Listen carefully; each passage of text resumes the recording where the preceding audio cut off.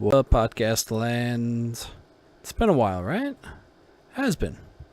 Well, hopefully you're doing great in whatever it is that you do.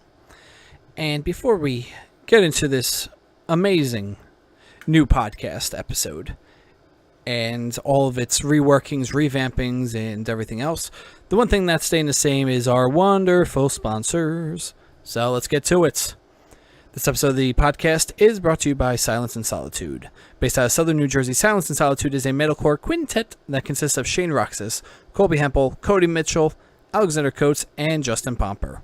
The band formed in early 2015 and made their debut in September of the following year, 2016, having spent the previous year writing and recording. So, what did it lead up to? Well, I'm glad I asked. It led up to their debut album, Resurgence, which came out December of last year, 2016, and it debuted at number 20 on iTunes metal charts. They have released music videos for their singles Suffering, Deceiver, and for the cover of Mariah Carey's All I Want for Christmas Is You. Sorry, I just did a 2-hour podcast. The last thing I want to do is sing. And I think lucky for you, the last thing I want to do is sing. But if you don't want to take my word for how awesome this band is, if you don't want to take the band's word about how awesome they are, what about New Transcendence? They said Resurgence is a must-listen for 2016, without a doubt, especially for fans of metal and its subgenres. If you're looking for something that is emotionally powerful, but not too whiny, aggressive, but not hate-filled, and will stand the test of time, this is the album you've been searching for. For more information, visit www.silenceinsolitude.com. Episode 127 is also brought to you by 627. Imagine the Foo Fighters and Muse stuffed in an underground studio during the nuclear holocaust, with nothing but Weezer and Radiohead albums to session. Well, you don't have to imagine anymore, because you could just listen to 627. Delivering the attitude of an underdog and the punch of a champion, 627's chunky guitar riffs, charismatic vocals, and emotional solos are the most beautiful ass-whooping your ears will have ever taken. For more information, hit up dub7records.com, that's D-U-B, the number 7, records.com, and like them on Facebook, facebook.com/SIXTWOSEVEN, and then the number 627, so 627. Behind the Barricade is also proud to announce that we are one of the great sponsors of the Golden Hearts Festival, put on by Cross Heart Collective. Golden Hearts Festival is a festival happening on Thursday, August 10th and Tuesday, August 15th at Gramercy Theater in New York City, highlighting the best of New York and New Jersey bands. On Thursday, August 10th, you could see bands such as In Loving Memory, Monument of Memory, Zoom, Champ, Approaching Troy, Anahata, Varsity. On Tuesday, August 15th, you have Jinx, The Harkening, Trace Your Steps, Refinement, Iridian, Ender, and so many other great bands. Tickets are $16 for each day, and you can get them on sale now on Ticketmaster or Live Nation, whichever you go to, or you could help one of the great bands. So if you're interested in going, hit their Facebook link down at the bottom of the description here, and that'll take you directly to their Facebook page, which I believe is also their ticket page.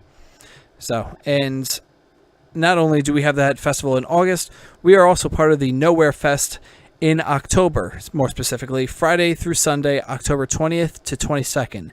It's happening at the Chance Theater in Poughkeepsie, New York, and it's a killer lineup if you really love hardcore music. So, for example, on October 20th, you have Body Snatcher, you have Cock Punch, you have Conveyor, Vices, Motives, Split, Backswing, Crisis AD, Sharptooth, Contradictions.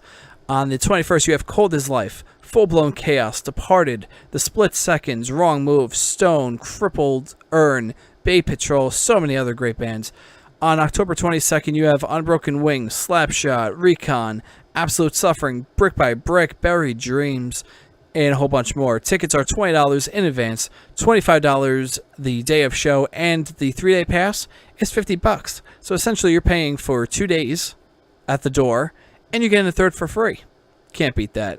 So tickets available at ticketweb.com. Just search for the Chance Complex, and just scroll down to October 20th for Nowhere Fest. And that's about it. So this episode, we revamp everything. For example, we start off the episode talking about our experience with Warped Tour and some behind-the-scenes issues that we had with a certain publicist, who we don't name by name, but she is not on our good list anymore. She's on the naughty list, and I don't mean naughty as in sexy, I guess. Yeah, naughty as in we're sick of your bullshit type of deal. After that, we have our 2 interviews for this week. We talk with Paul, the drummer of Silverstein. We also talk with John and Will of Dance Gavin Dance. And then right after that, we're doing something pretty unique. We are taking 3 random local bands that sent us new music, and both Dan and I talk about it. Talk about what we like, talk about what we don't like, and we're here trying to help these bands, and we're saying what we've seen stuff work before. So we have a general idea of what actually works, what doesn't work, and we just want to help these bands get to the next level, because we get a lot of talented submissions come in, and unfortunately I see all of them go by the wayside, which sucks because we try to help as much as we can, but we're still kind of small ourselves. But anyways, without further ado, here is episode number 127, the Warped Tour preview. Actually, I'm sorry, Warped Tour review right now. From out of the wasteland of generic podcasts and radio shows, one has emerged. It prides itself on having conversations with the most talented musicians from all over the world. If you like a boring question and answer interview, this isn't for you. If you want deep conversations about anything and everything, you've come to the right place. Your new favorite show starts now, and its name is Behind the Barricade.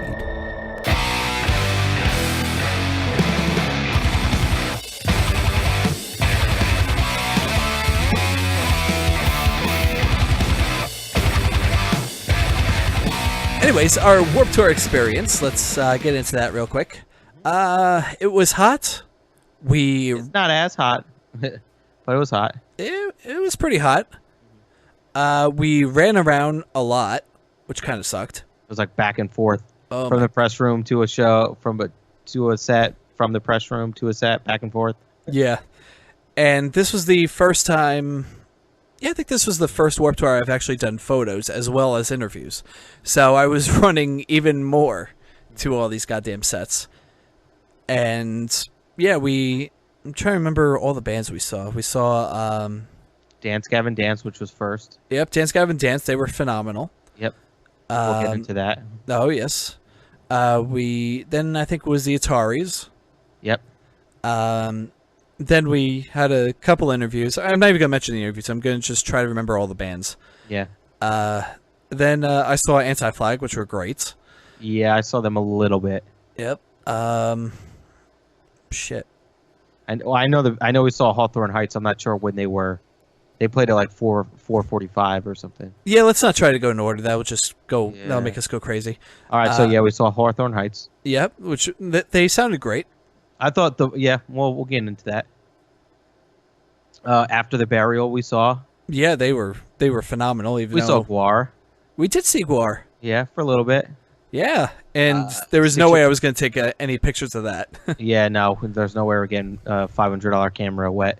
Hell no. I don't know if you would have got wet though, because they kind of sprayed up over, like over that section into the crowd. But regardless, yeah, we saw Stick to Your Guns, which was next to them. Yep, they were the final set of the day, along with Our Last Night. Yeah, we saw them. Yep. Well, I can't remember the name, but that chick singer band with the stand-up bass. Oh, we saw Say Ferris. Say Ferris, yeah. They sounded okay. Yeah, they sounded pretty good. Yeah, I just can't get over the fact that the chicks sound just like a no doubt. Gwen Stefani ripoff. You think those are the horns warming up in the Silverstein interview? No, that was a completely different stage. Yeah. So that's shit. Oh, Attila. Yep. Which they were odd. They were good sounding. I guess performance-wise, musically, I would say not so much, but that's just my opinion. I'm not saying they suck, but just you know it's like, like. It's like you remember you saw the movie Blades of Glory, right? No, only like a tiny bit. Okay, well, do you know the line where Will Ferrell goes, "It's provocative, it gets the people going"? I guess.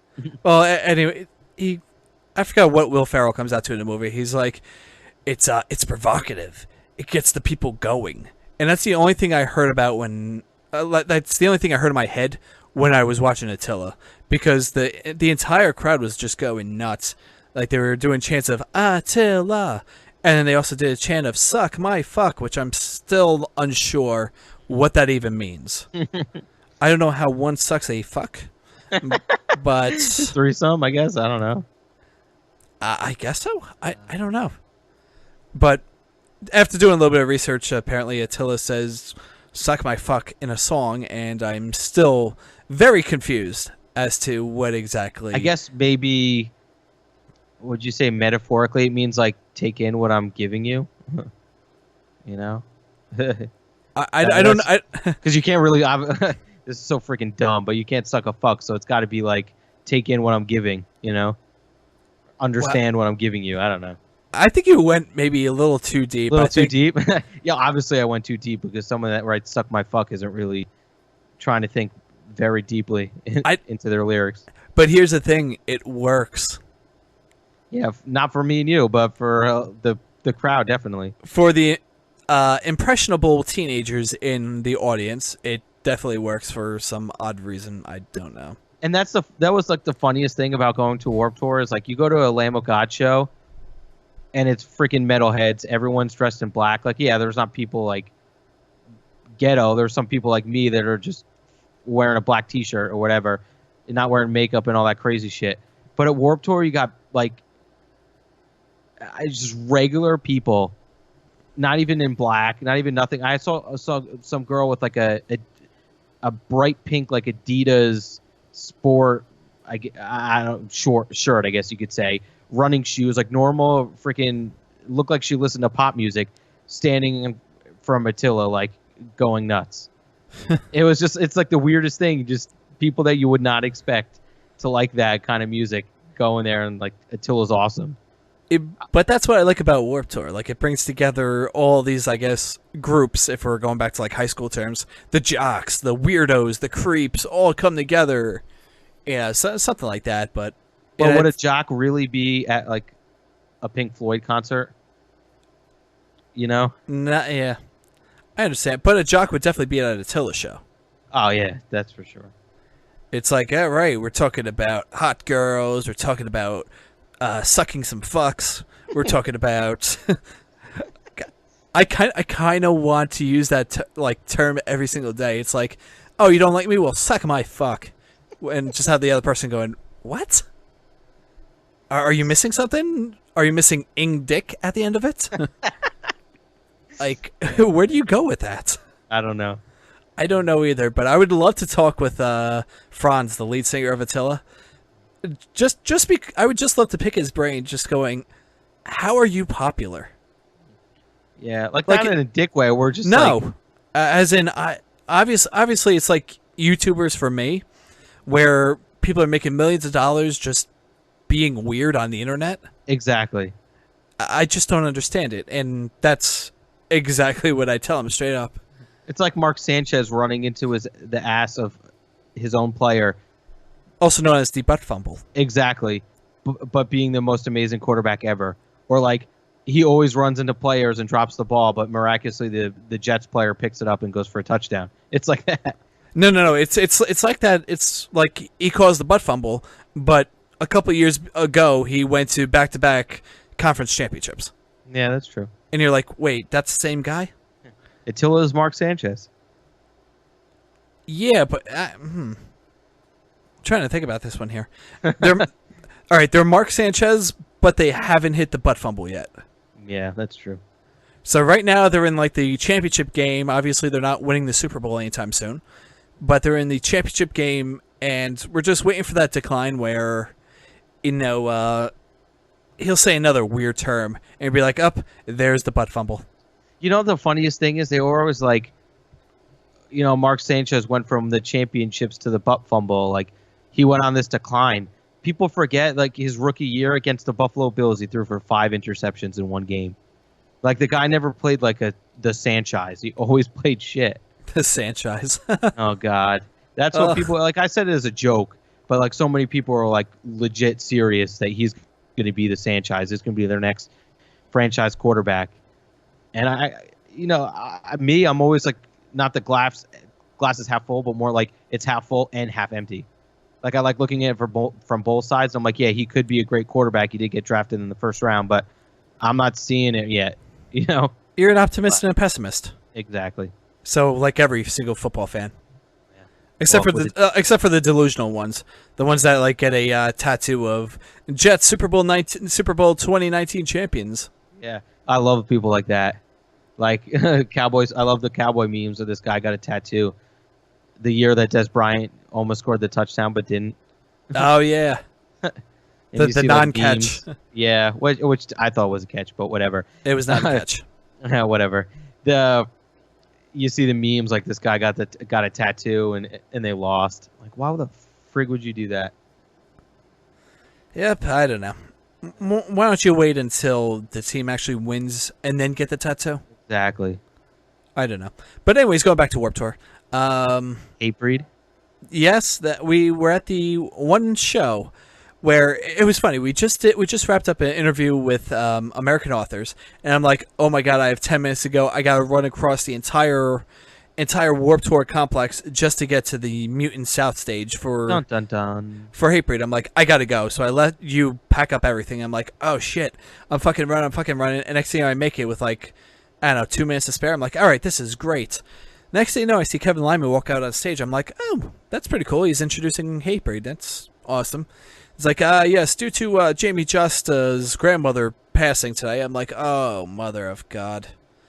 It's like the one time I just, like, it's weird. Like, Jamie Justa is not, I don't want to say he's an idol of mine, but he does everything I want to do. Like, he screams in a hardcore band. He makes a good living off of that. And he has a successful podcast all at the same time. Like, it's something I would love to do. And I'm like, oh my god, I get to be like 2 inches away from him. This is fucking awesome.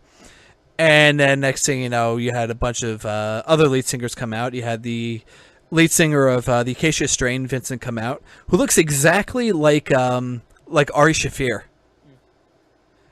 Did you happen to see that?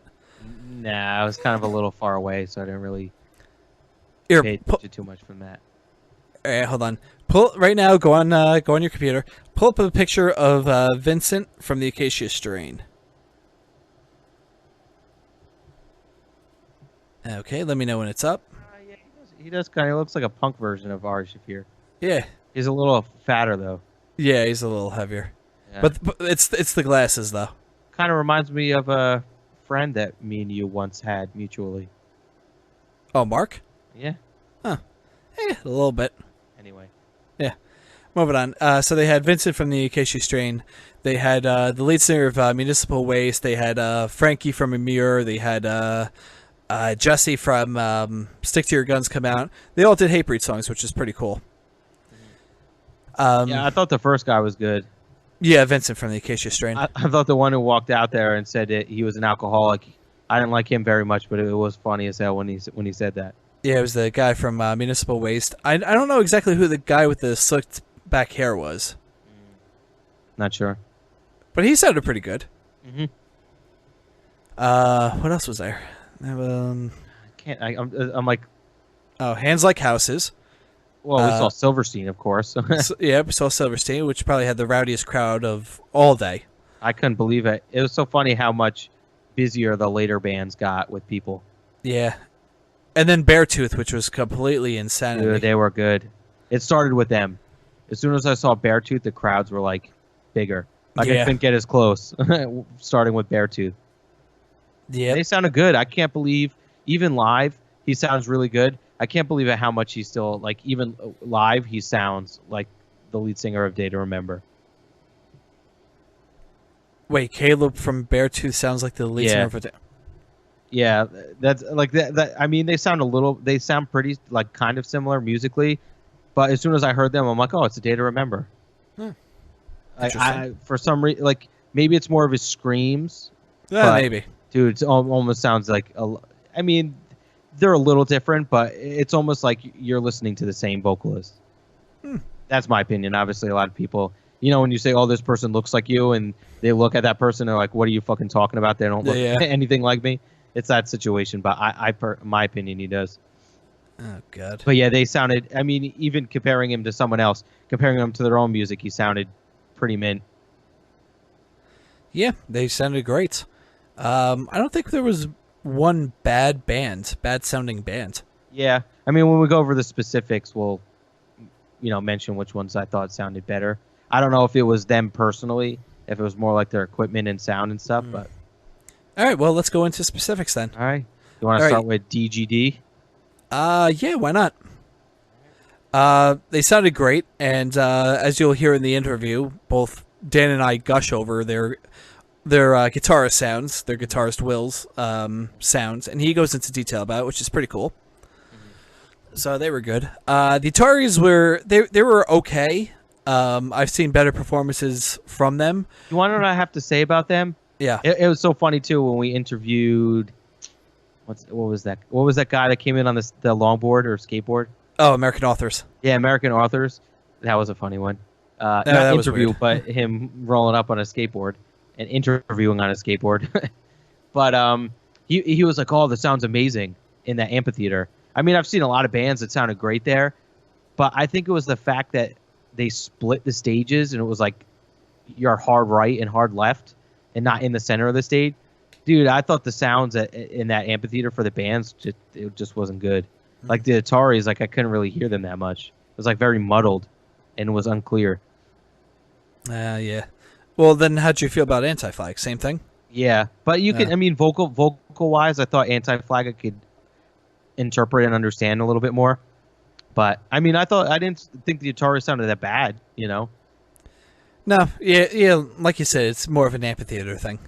But the funny thing too was, they had they don't really have that big of a crowd there. Obviously, it's I would say the worst stage, as far as like location and access and all that shit. But when the Ataris played their cover, "Boys of Summer," is that the title? Yes. I don't even know the title. I just know the song. But the Boys of Summer. Yep. It was like, other than one band that I can't remember, they had like the craziest like backstage crowd. Like when they were playing that song, it was like all these bands and all these people were on the back, like behind them, watching them play that song. It was pretty cool.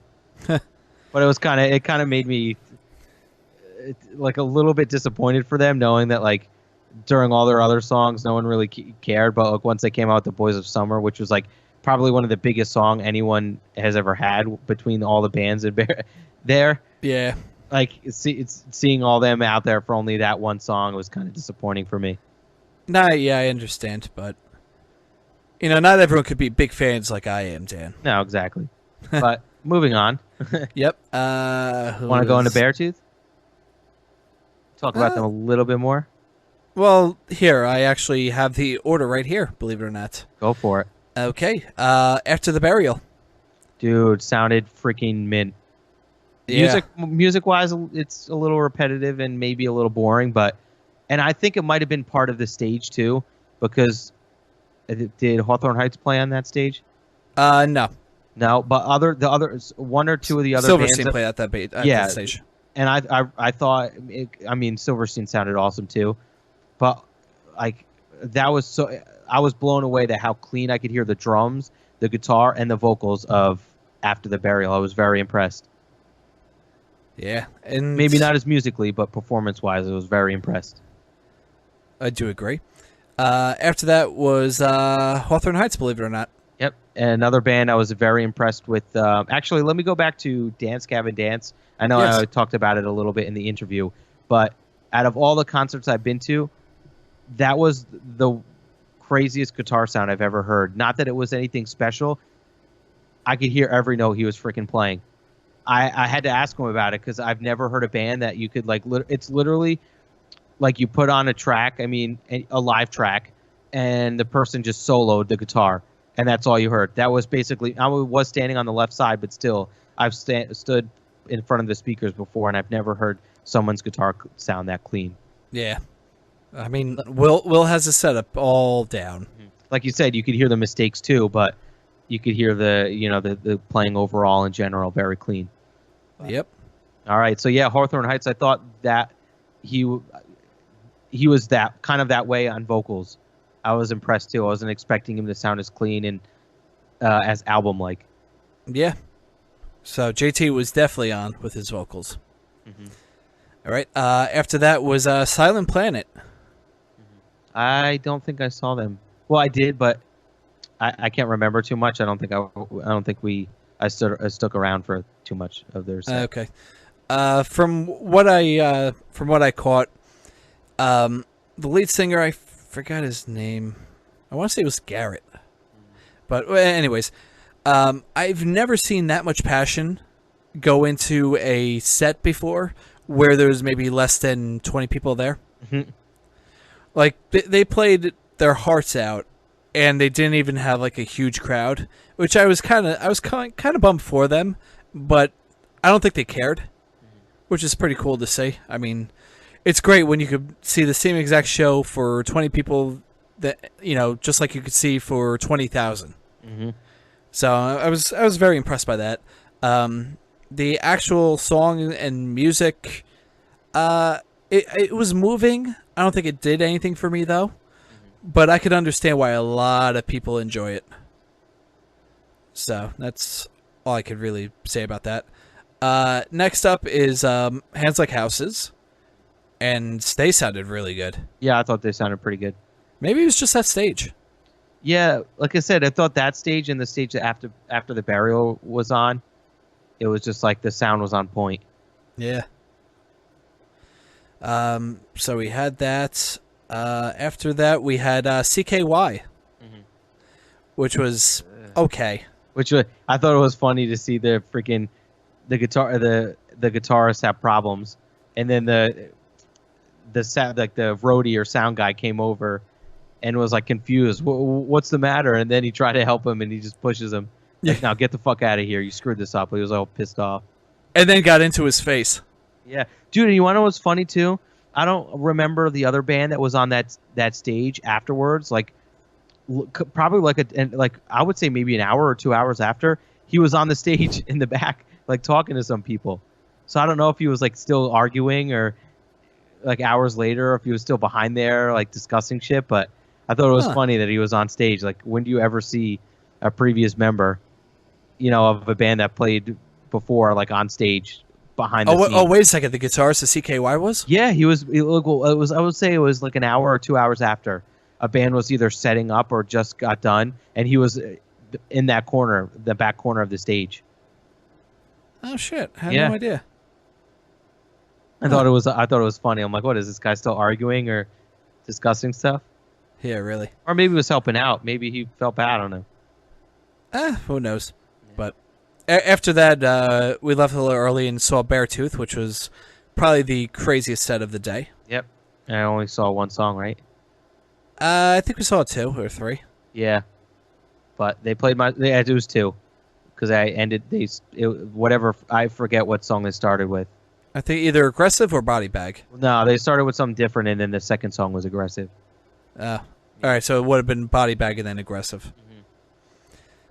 All right, so after them we had Hatebreed and that whole debacle.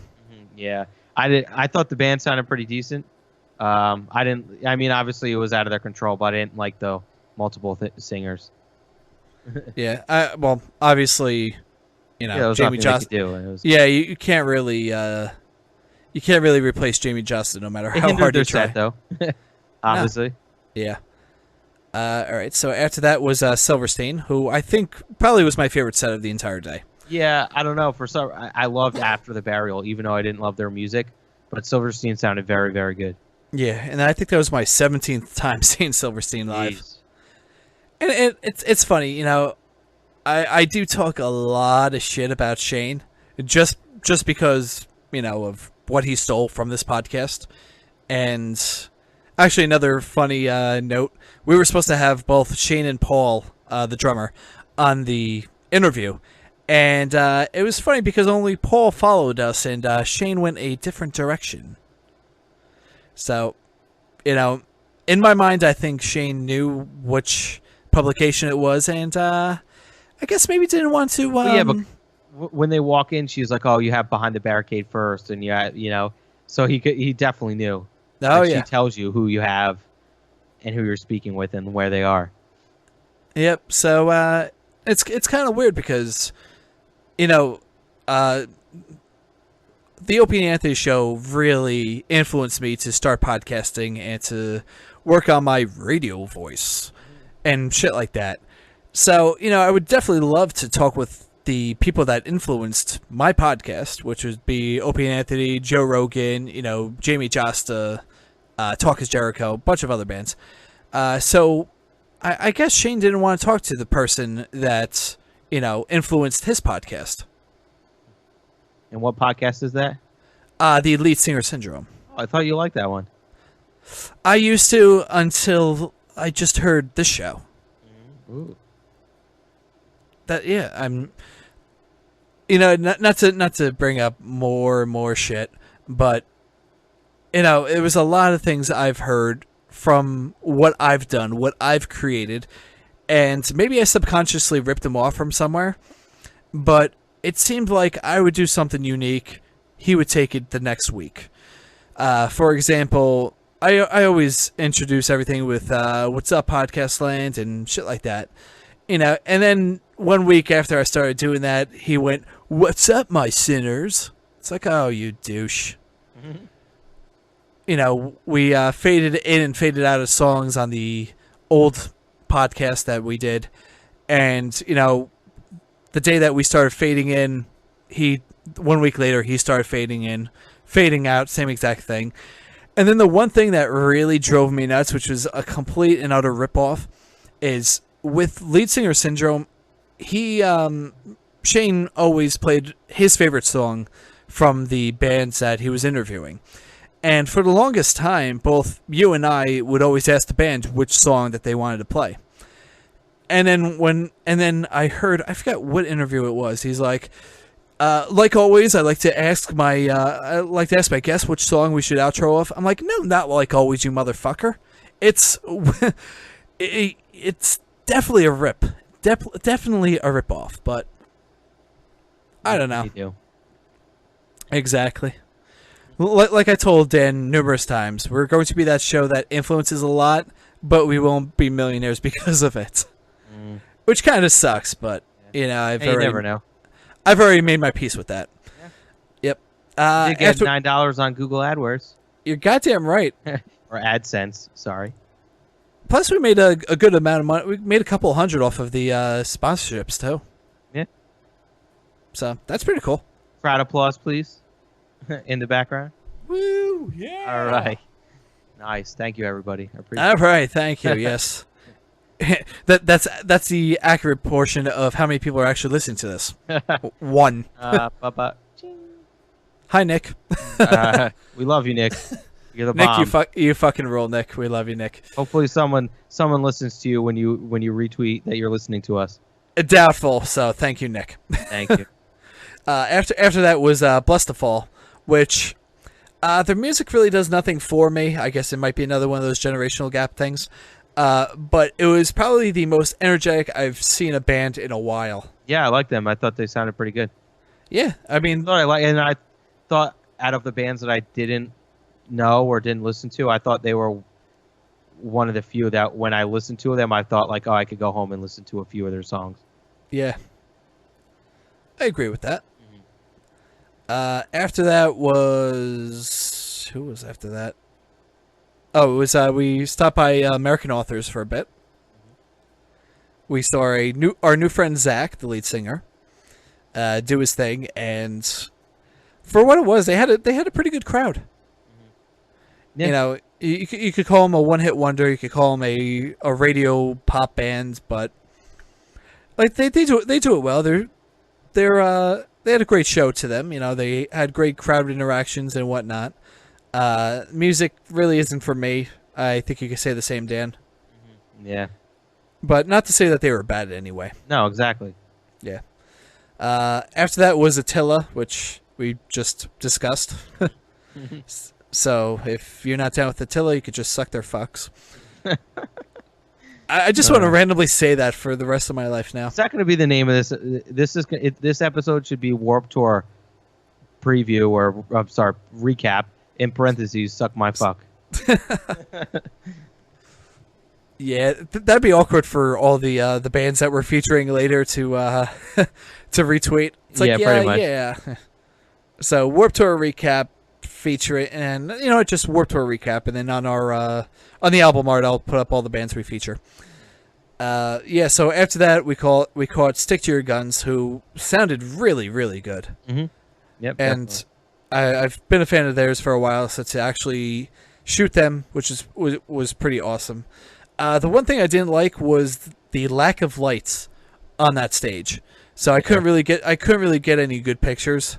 I got a few, but holy shit! I just realized this.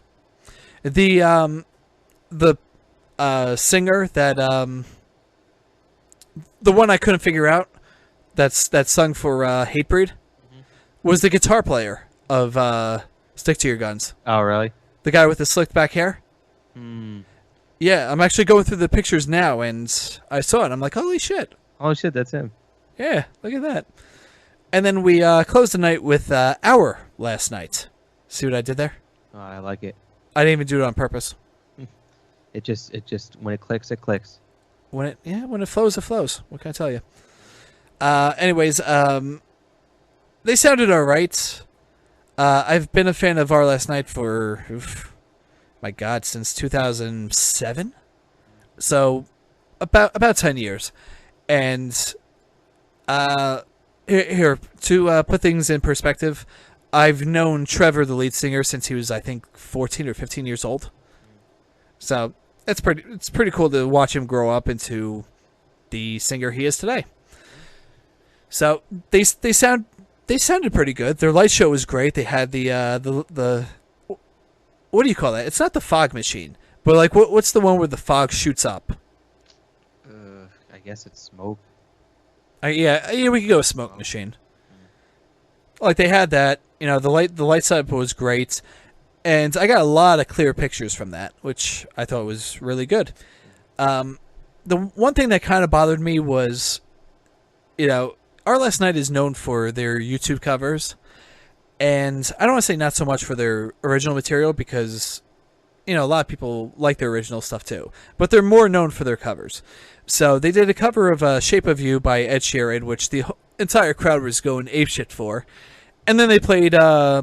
I think a song off their new album, I think Common Ground, and not so much. The crowd wasn't too into that for whatever reason.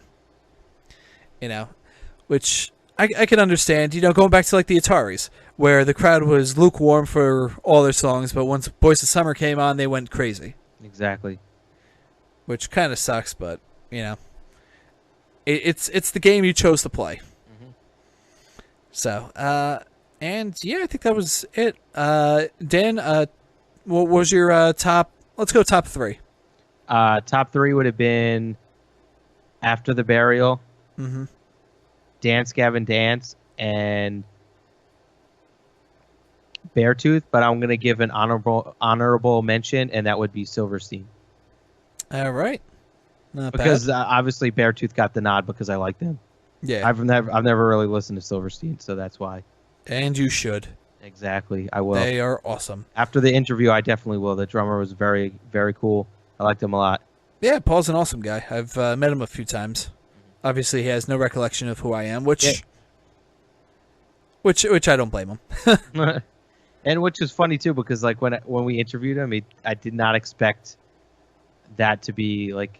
I did not expect it was just funny watching him play drums. I didn't expect that to be his image. He was wearing like that Carhartt shirt, which was kind of odd, Yeah. And then seeing him playing it on stage was like, you sure this guy's a drummer in this band? And then he played it. He was. Yeah. And he was pretty good, pretty damn good. Yeah, he sure rips it. My top one, Silverstein was number one. Number two for me would be Dance Gavin Dance, and number three I have to give to Stick to Your Guns. Hatebreed is a close honorable mention. But without Just, I can't really rank him anywhere. So they would have been one if he showed up, but it was out of their control. Yeah, I mean the band sounded incredible, but the weird singers that popped on kind of threw it off for me. Yeah, and I thought if they stuck to the first one, it would have been good. Yep.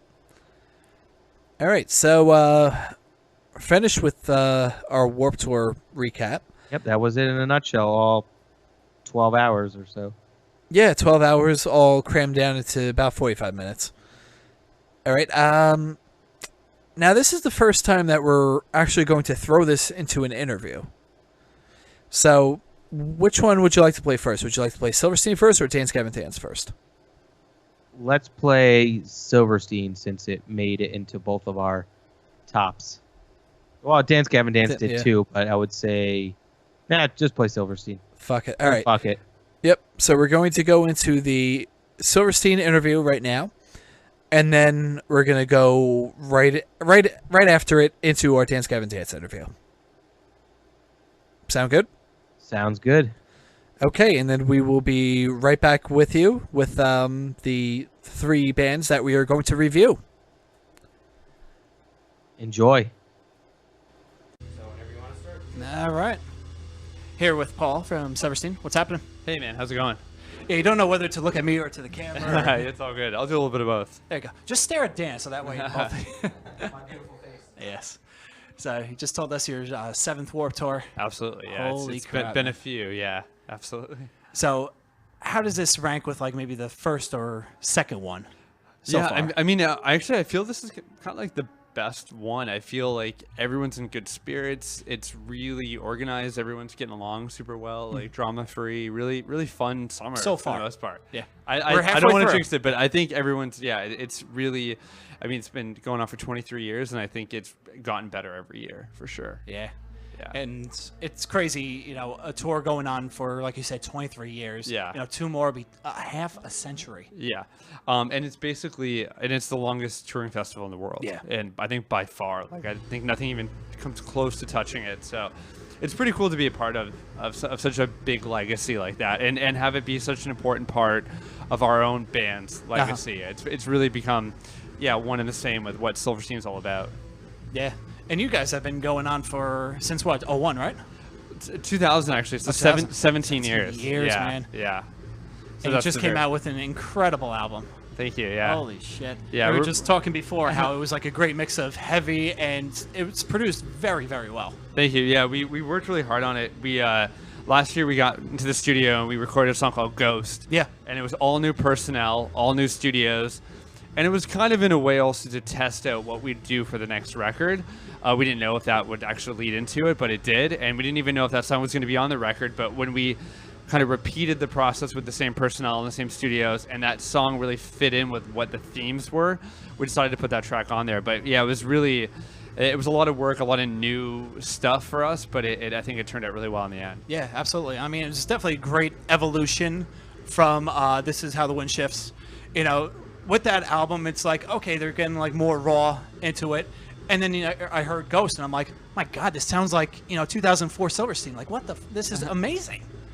And then to hear the rest of the album, mesh well with the single. Exactly. Because a lot of albums, you have the single that gets put out, and then every other song doesn't sound the same. Yeah, exactly. It was even tough for us to really pick what a single or a lead track would be. And in fact, like we led with Retrograde, and it wasn't even our top 5 of songs. But kind of the people around us, suggested that it'd be a good lead track, and we said sure. But really, for us, it's Lost Positives is our favorite track on the record. And if somebody were to come and discover the record today, that's the track that we'd play for them, and we would tell them to check out for sure. And that's the one where Shane has his little solo, right?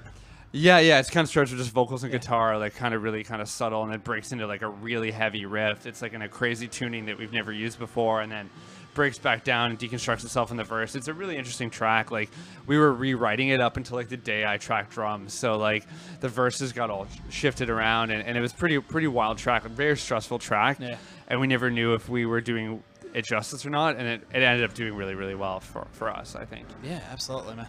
Absolutely. So, again, we're here on Warped, and from what I've been seeing with your set list, you kind of changed it up a little bit. Yeah, I mean, we have, at this point, I think 125 songs or something like that. It's a lot of songs.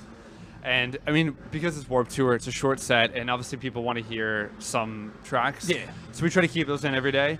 We're trying to play 2 new songs, but we like to switch up the set. I mean, it's just us and a click track, so it's pretty easy to change the set list. There's no computers to program or anything like that, so we like to keep it fresh as much as we can. We change it up more on a club show, but Warped Tour we do our best. Yeah. Now, would you ever become like a 311 type of band where it's a different set list every single night, and maybe you don't play as many new songs, maybe you play some old songs one night, and then vice versa? I mean, we could. Like, the thing is, we always find there's some songs everyone wants to hear, and that can sometimes take up about half the set list. Yeah.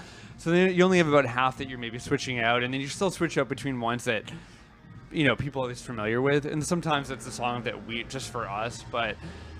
Yeah, I mean, we've done tours that almost every day it's pretty random, and it depends on the tour. Like, if there's bigger production, it's maybe easier to keep things the same because you want like the look and the feel to be the same every day. But if it's a more like raw, like punk, small club, it doesn't really matter. You can play any song. It's going to look and feel the same. Yeah. And I think one of the main constants, along with My Heroine, Smile in Your Sleep, is the American Nightmare cover. Yeah, it seems like you've been playing that quite a bit. It crept back in on this tour. We didn't even know if we're going to do it. But yeah, it's a nice, just short. The thing also, it's like if we know we're going to have an extra 2 minutes, we just toss it in. Yeah. We have other short songs, obviously, as well that we sometimes toss in. If we just know we can't do a whole one, it's a good time saver kind of thing. Yeah. Yeah. Yeah, because, I mean, you're stuck either doing a 25-minute set or a 30-minute set. Yeah, and exactly. It's tight for us. Yeah. Can't really talk to the crowd that much because, you God forbid you miss a song. Yeah, you squeeze it in. Yeah, it's really stressful. You're like, we have to say this, but the song has to start in 2 minutes, and I'm like hitting the thing. I'm like, we got to start now. So, yeah. Jesus Christ. I can only imagine. Dan?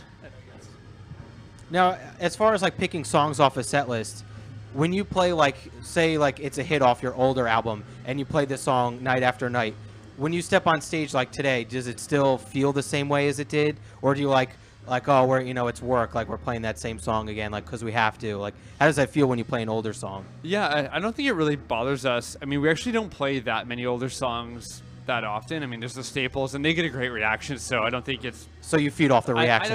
I mean, any band that gets mad about playing old songs, it's kind of really, it's fun for both of you. You know what I mean? But like I said, we'll sometimes toss in an old track that maybe we love. Like, oftentimes we toss in Already Dead from Discovering the Waterfront just because it's fun to play. And whether or not the crowd likes it or not, it's just hey, it's good to play. It's an easy one. It's another, it gives everyone a break, that kind of thing. So, I mean, I think it's always pretty fresh for us. Yeah, we don't mind playing whatever as long as we've rehearsed it. Yeah. The only time we get stressed out or frustrated is if we haven't had time to rehearse it, and then now we're going to try to play it, and you're like, well, which we do sometimes. We'll be on tour, even someone's persistently yelling out, giving up. We're like, hey, we haven't played this in 6 months. We're just going to figure it out. That just happened in South America. Shit. We're like, sure, let's do it. And That's we cool. did it, and we're just going to play a bit of it, and we end up playing the whole song. So, it happens. It happens. Now, as far as the songs off your records, do you feel that? Because for me, I mean, me and John are in and out of local bands. He'll question why are you listening to our songs? For me, the songs I play are my favorite music. Do you feel that the way for your songs, you would still buy that record if you weren't in the band? This is your favorite songs and you're playing them. Do you feel that way, or is it more you're just writing music for people and not for kind of yourself? Yeah, I think we're super proud of our record and we love our songs, and I feel that we bring a lot of other influence, whether people credit us to the same bands in our genre. We're not listening to those bands. We all kind of listen to a much wider scheme of kind of music and stuff like that. Mm-hmm. And we also individually don't really share much music between each other. We each have the bands we like, and we rarely overlap on a band. Mm-hmm. Where I know there's some bands that just listen to their peers and talk about their peers and share that. We don't do that at all. And even when we're writing, we don't typically listen to anything else in the scene. Mm-hmm. At all. Even if we're not listening to it casually, we're definitely not listening to it when we're writing, because I think that it either makes you try to make decisions based on what you think other people like or what the fans like, and we try not to think about that at all. And we don't even really go back and listen to old stuff when we're writing. We try to just keep it focused forward, we'll kind of write a batch of songs, and that'll dictate the direction and kind of follow that ourselves. Do you guys catch yourselves listening to your own songs? Got a nice jazz warm up over here. Yeah, we We I mean, we don't really listen to them that much.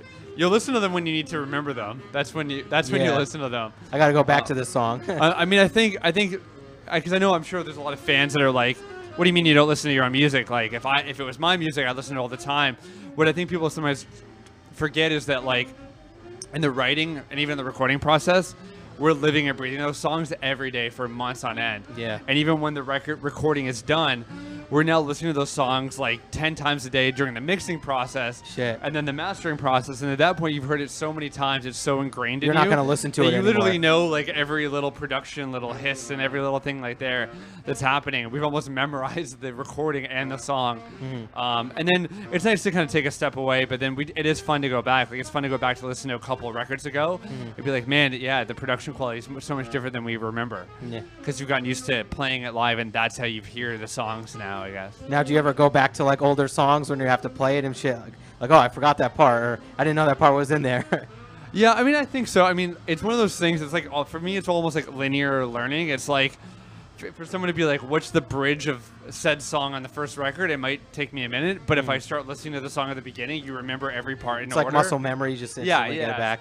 It's like that kind of thing. It's hard to isolate a part off the top of your head, but yeah, from start to finish, that's usually how you remember. And you it. just might find yourself going back and just being able to like, oh yeah, I have to practice this double bass a little bit more because it's like fast tempo, like more fast than maybe Except like I'm newer not song. playing double bass. Oh, yeah, as an example. yeah, no, it's all good. But actually, I kind of want to throw a little small curveball into this. What?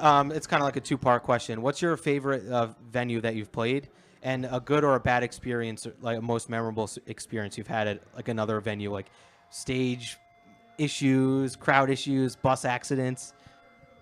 Yeah, best venue. It's really tough. Yeah, it's like. Or maybe on this tour so far? Yeah, I mean, Warped Tour stuff too, because even like we're on the Mutant stage, it's a parking lot every day. It's a mobile stage, which is nice, but it's identical for us every day. Every day. Nothing is different. Like The same venue every day. except for maybe the ground they park you on. Yeah, maybe it's on gravel, maybe it's on stone, maybe it's on asphalt. That's the only difference. I mean, for us, probably the coolest venue we've ever played is Red Rocks. Where's which that? It's in Denver. Yeah, it's an Colorado. amphitheater built into the natural like rock formations. Wow, that's sick. Which is like, I think U2 did a live record there. It's pretty infamous. Like, it's a venue. It's probably the coolest venue we played. And when we got to play CBGB's before it got closed down, so that's one for the bucket list that you can't repeat. Yeah, I mean, we played a bunch of great venues like overseas and stuff like that too. Some pretty infamous ones. I mean, I think the worst thing for us that can happen on stage is bad security. I think the thing when fans are being dropped, harassed, or whatever, something like that, it really ruins the show for us. It's the only time that we'll ever stop playing. Like, even if someone breaks a guitar or I break a drum, we'll just kind of play through it. But if like a security guard is like actually neglecting our fans, that's the only time that we'll stop playing and say we're not going to start until that gets addressed. You've had issues with that? Yeah, definitely. Wow. I mean, I've never heard it's any. probably maybe about like a couple times a year that you'll have it. Damn. And some places are worse than others, but yeah, it's the biggest bummer for us, I think. Yeah. Because I mean, yeah, go ahead. Yeah, I mean, I'm not gonna, I'm not gonna say anything about stuff that happens like that because that's, it shouldn't happen. But I mean, it's so funny that I sit there at a show and I'm like, dude, this guy's freaking like handling people that are sweaty with their shirts off. Like they have to basically like lift people up, like they're getting kicked and stuff. I'm like, being a security guard isn't easy, but that's no excuse. Definitely. Yeah, totally. I mean, we've had literally guys stand cross-armed and just watch people like hit their faces on the railing and stuff like that, and it's just like not cool, or just like touch people inappropriately or stuff like that, or instigate fights or chokehold guys and like rip them out of the pit. Like, there's a way to remove somebody if they're having an issue, and 9 times out of 10, it's just a matter of talking them down. You don't need to. You just need to say, hey, if you don't stop, you're leaving right now, or just grab them by the arm. We don't need to like choke them or whatever. You know what I mean? It's abuse of power, more or less. Yeah. So we try to keep it our shows a fun and safe place, and we want people to have fun, dance, sweat, crowd surf, do the stuff that you don't get to do at home. You come to the concert to have a good time. Yeah. So if you're being forced into those situations, it's just not great. Yeah. So real quick, you're a Blue Jays fan, right?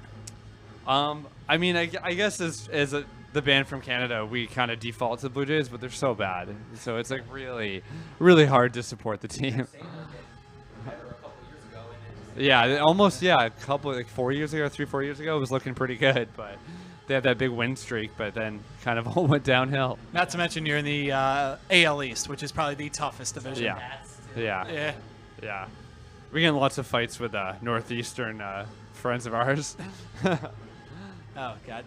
Imagine like fighting over something as dull as baseball. Like, not saying Yeah. it's dull. Like, I'm a diehard Tampa Bay fan, Yeah. but it's 162 games. Like, oh my God, you beat us once. Okay, Yeah. we'll see another 20 times. Yeah, exactly. So you're more. Are you into any sports at all? I'm not so much for me. I mean, it's the band. We're all pretty into hockey. Like I find hockey more exciting, obviously. Oh, yeah. So actually, I was a Devils fan growing up. So Oh shit. we're in New Jersey today. Yes. So there you go. Right. There we go. Right answer. As long as Yeah. you don't say the R word. Yeah. We don't take kindly to those people. Any MLS at all, or are you just? Not really. No. I know you have the Toronto FC up there. Yeah.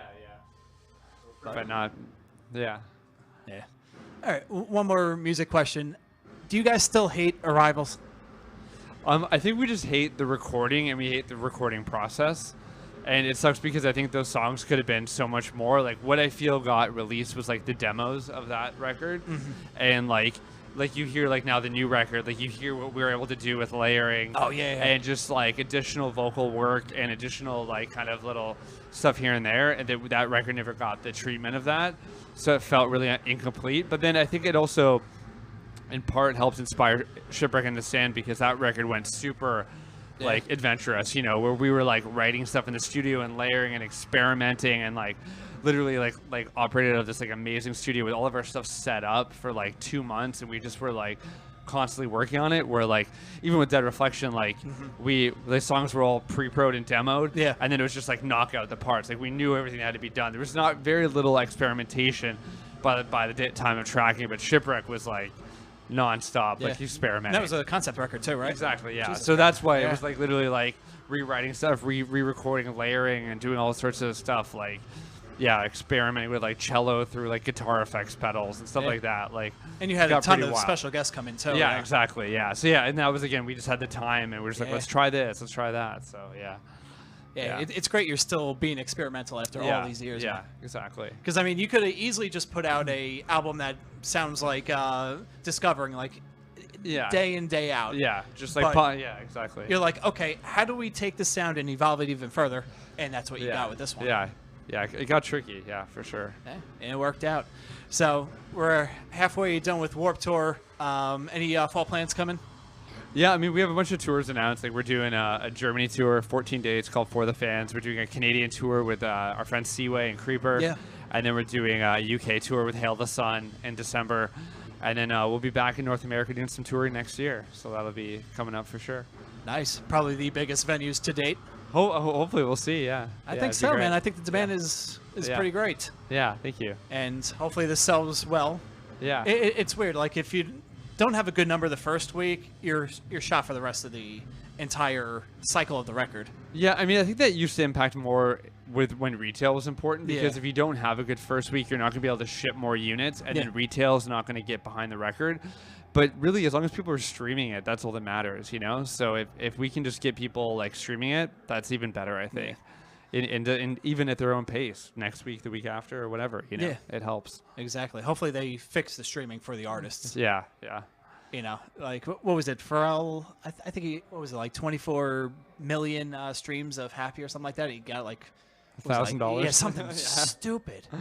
Yeah. So, I mean, obviously you can't, unless you're a big time rapper, you can't rely just on streaming or sales in general. Yeah, but I think it helps the artists become more accessible worldwide. Yeah. And I love that places that can't afford, you know, to go buy a new record every week, they can just afford the $9.99, and that gets them all the music they can possibly need, you know? Absolutely. It's pretty good. Now, are you a Spotify or Apple Music guy? I use Apple Music personally, and then I use Spotify from the band account. I have like a band account on Spotify that I use. Nice. Yeah. All right, you got things all settled. Yeah. All right. Anything else, Dan? You good? All right. Cool. Paul, thank you so much. Awesome. Get the new record out. It was out yesterday, but obviously It's out now. It's out now. There we go. That's what I was trying to say. Also, Facebook, Twitter. Just type in Silverstein. It's everywhere. Yeah. You'll Don't find click it. on Shell. Yeah. Do you guys still get that a lot, or Not really, no. like in Google searches type of deal? Maybe a little bit. It depends. Yeah. A little bit here and there. Interesting. All right. Thank you so much, man. Awesome. Thanks so much. All right. Cool, dude. That was awesome. Yeah, appreciate it. Sweet. We're in. All right. So I'm here with Will and John. Dance, motherfucking Gavin Dance. What's up, man? What's happening, guys? Hello. Holy shit. Caught your set before? Phenomenal. I haven't heard you guys that well in years. Thank you so much. Thank you. And I've seen basically a ton of incarnations of this band. Sweet. But I think this Thank one's the you, most thank you. solid one. Awesome. Yeah, great to hear. We're very happy with what we're doing right now. Hell yeah. So you played a few off of Mothership. I heard Lemon and Meringue, threw that in there. Yep. Yeah, we played an old one for And then you had time's sake. I guess. Now, how do you put together a set list like this? Like, does it vary each day, or? Yeah. Well, some of the days they're 25 minutes, and then some of them they're 30. But for the most part, we just wanted to play the more recent material, since Warp's kind of like an advertisement for your band. There's people that haven't seen you before. Put in like an older one or two just for the longtime fans. But yeah, for the most part, it's just play the newer stuff. Yeah. So. And the new album's been out since, what, last October, was it? October 8th. October 8th, I think. Yeah. Yep, called Mothership. Phenomenally done. Thank And you, thank also you. love the music video for Betrayed. Oh yeah. Holy. It's a good one. Who came up with that idea? That was a mixture. Yeah, Sam Helene, the director, he came up with most of that. And we read the treatment for it. And we're just like, wow, that's right up our alley. Weird, goo and people dying. And then we even made our merch tent at Warped themed after that as well. Oh, that's so, awesome. Yeah. For people who don't know, both John and Tillian are, I guess, bakers? Or you work at a Yeah, we're bakery? like, I'm yes, not exactly, it's kind of like a evil, bakery, I guess. I don't know. Yeah, where you bite into Yeah. a jelly donut, you have some like green shit come out. and- yeah, you become part of, it ends up, the reveal at the end is there's like an experiment going on Yeah. with some scientists and stuff. But yeah, it's kind of left open-ended, I guess. Yeah. Segues into the next video, Inspire the Liars, which has some other, the reoccurring green goo theme. So. What possessed you to think of green goo? That was the director. He was kind of just on the same page as us, I guess. We just approved all of the stuff that he came up with, and I think it was like initially just the pink and the green complementing each other, the bakery. So it's the juxtaposition of like the happy kind of I don't know, kid-like environment or like seemingly innocuous environment mixed with the death. Yeah. So. Yeah, there's a, I think there was a GIF or a meme, I don't know what the hell these called, but of you going around with like that evil looking smile on your face. Yeah. That was the creepiest fucking thing I've seen in a while, man. I know that. I didn't realize to the extent of how creepy that looked. And then Pulled it off. people always come up to me and they're like, "John, will you do the video? Do the look. do the I can face?" do the Yeah. fucking Just yeah. Yeah, It it's works. Like, yeah, So, all right, yeah. So you guys also played a new song today, right? Yeah, we played Summertime Gladness. That's a new song we just made up for Warped, and it's pretty funky, kind of like happy song for the summer. Doesn't really reflect what the new album, if we have one, is gonna sound like or anything, but If. yeah. Wow. Well, I don't know. Do a little teaser? I don't know. Yeah. Will can talk about that maybe. Yeah. And Will, you're a fucking master guitar player. Holy crap. Just some of the stuff you play, whether you hear it or you see it live, you just have a better appreciation for that. And I just wanted to let you know that. No, thank you. Not a problem, man. So, what was this, your 8th album now? What was Mothership? Yeah. What number? Yeah, 8th? Yeah, I We'll think go. so. We'll go with 8th. Yeah. It's our 7th full-length, 9th release on Rise if you count our live studio albums. So our next one's going to be the 10th release on Rise, but also the 9th record. So yeah. So how do you? I think you're one of the only bands that still kind of sounds the same as you did back then, like just evolved. You didn't really sell out for anything, and I know times are way tough for you guys. So just to see like this little bit of success coming, and it's like starting to snowball a little bit. How's that feel? It feels pretty good. I was living on the street for a while because we were just doing so bad, and I was just not really sure what I was going to do with my life, So I was going through a very contemplative area, and I tried like existentialism and nihilism and all these different philosophies, and then things kind of started doing a little bit better when Tillian joined, and I saw a little light at the end of the tunnel. So I've just been slowly climbing out to that light, and it's just every day I get a little bit closer to that light, and it gets a little brighter on my face, and it just I start feeling the warmth from the light, and it's just drawing me out towards it, and it's yeah. Yeah, I'm inspired by Will's story, which is horrible. He used to writing riffs in the gutters while I'm in my mansion. Yeah. But because I've invested in all these really successful companies, and and I never will give Will any money, so. What's that movie? Was it Trading Places with Dan Aykroyd and Eddie Murphy? Eddie Murphy, yeah. I'm seeing it right here. Look at this shit. We're really happy about the recent success and everything. It's going really well. It's really cool. It's that 12 years later, things are doing better than ever. So, didn't expect this at all. Or I guess my my vision of how well the band would ever do has been far surpassed at this point. So this is all just bonus round, I guess. Yeah. Yeah. And you keep going too. Yeah. You just don't stop. Might as well. Yeah. Like you were just on tour with Sean, right? Sean. It's Sean? Yeah. I always thought it was Sean. Some people say that. We've heard that a lot. Some people said Sean. We're like, is Sean here? We're like, we don't have a Sean on the tour. There's an Alex and a Will. Yeah. It's just one of those names where everyone's got their own interpretation. Yeah, and there is somewhat of like a bridge between both of those bands. I mean, obviously they don't do that many vocals, but you still have that little jazz kind of, a little bit of metal infused there. So how was their crowds compared to like your crowds, and like were they like receptive of both bands? Yeah, totally. I was actually surprised. There was a good crossover, and even people from our crowd or their crowd who hadn't heard the other band were pretty open, and like we both made a lot of new fans, I think, because they were open to the different style of music. And we weren't really even sure going into that tour how that would be, because there's no predicting whether the fans will be receptive or not, but it went really well and like exceeded probably both our band's expectations. Oh, that's awesome, man. That's awesome. And you played some of the biggest venues to date, like on a co-headlining run. Yeah, it was really cool. No, I think you played Webster Hall, and I think you also did Starland over here in Jersey. Yeah, we did Starland, and it was oversold out. I think there was like 2,400 people there. It was I think it was our biggest show. They made us a cake, actually. It was really cool. It was a cake of the tour poster with the robot versus the Godzilla, Seanzilla. It was pretty cool. Yeah, we felt bad eating that cake because it just looked so badass. The cake boss guy made it or something. Yeah. Did he? From the TV show, yeah. Holy shit. I don't know. They could have been lying, but it looked like it. It was really well done. Yeah, it looked like something from the show. Meanwhile, it's probably from like Food Town. Some guy making $8.50 an hour is like, this fucking assholes are done here. He did a really good job. Yeah. And that's all that matters in the end. So, Dan, I know you have a few questions. Actually, I wanted to ask you specifically about your guitar and playing, and maybe the instrument not the instrument, but like the cabin shit you guys use. Because I was telling him, I've probably never seen a band, I've seen probably over 50 shows, that I could hear your guitar playing like clean.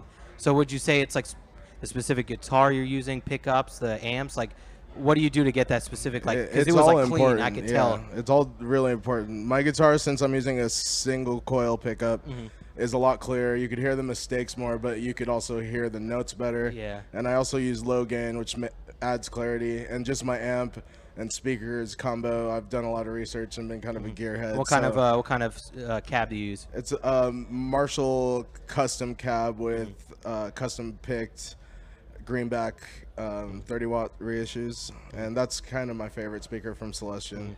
And then an Orange Rock Reverb 100 Mark 1. Yeah, I know a lot of people use Marshall, but I mean, out of all the bands I've heard, like you said, I know you could hear like mistakes. I didn't hear any, but I could hear the guitar playing perfectly clear. I mean, I was standing right next to the speaker. But another question about your hat, Raiders. You where did they move to? L.A.? Was it L.A.? They're moving to Vegas. Oh, they're moving to Vegas. Oh, that's it. What do you think about that? I'm cool with it. I've been a Raider fan my whole life. My dad was born in Oakland, and I was a fan even when they were in LA. And I went to their first game back in Oakland when I was a kid. You lived there? No. I was born in San Francisco, but I grew up all around. Oh, Northern so you at California. least you were close to the area. Yeah, yeah. And how was that experience of the game? It was sick. 'Cause I know their man. crowd, their it was fans are scary. like It was the- honestly pretty scary because I was Really? young. Because how and- crazy their fans yeah, are. I was scared of the black hole. I mean, I would say they're probably one of the most iconic sports fans out there. Like how crazy they are with like every time, like because the Jets, we play them a lot. I'm sad to say I'm a Jets fan, but whenever I see whenever I see the crowd, it's like nuts. People dressing up with like spikes and looks like you're at a metal show like War. Yeah, yeah, definitely. It's Yeah. part of the Raider fan culture for sure. I mean, they're getting pretty good. What do you think of Derek Carr? I really like them, man. Yeah, they're the best they've been since the Rich Gannon days. So Yeah, man. since you were beating the Jets in the playoffs. yeah. So hopefully things just keep going up. Yeah, well, hopefully your quarterback sticks around for a while because I know how it is when you're searching for a quarterback and you got Mark Sanchez running Don't into jinx people's, it, dude. running into Don't people's jinx it, asses. please. As long as you don't have that, you're good. Sorry, Derek, you're fucked. But yeah, are you also a Golden State Warrior fan? I'm not. Are you?